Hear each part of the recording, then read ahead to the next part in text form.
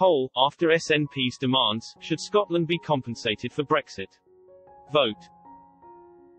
NICOLA STURGEON'S SNP is demanding billions of pounds in compensation to Scotland for the mounting costs and disruption of Brexit. Should Boris Johnson pay up? The SNP, which wants independence for Scotland and is pushing for a second referendum, said Scottish fishermen faced grave disruption due to Brexit. And Ian Blackford, the SNP's leader in the House of Commons, said Mr Johnson's Conservatives must apologise to Scottish businesses and pay compensation to Scotland for the long-term damage they are doing to our economy, costing us billions in lost trade and growth. Mr Blackford described Brexit as an unnecessary act of economic vandalism, which has been inflicted against Scotland's will. He said, "It is completely unforgivable that Scotland is being forced to pay such a devastating high price for Boris Johnson's extreme Tory Brexit deal, with mounting costs, red tape and disruption. The Tories must apologise to Scottish businesses and pay compensation to Scotland for the long-term damage they are doing to our economy, costing us billions in lost trade and growth."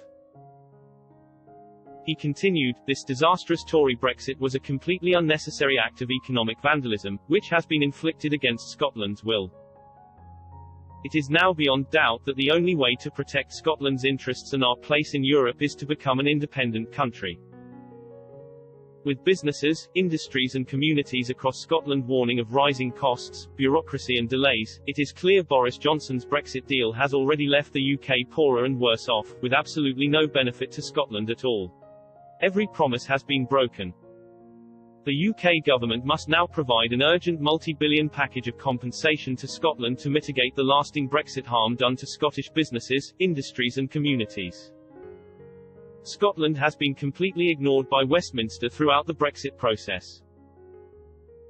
People in Scotland have the right to determine our own future, protect our interests, and regain the full benefits of EU membership as an independent country.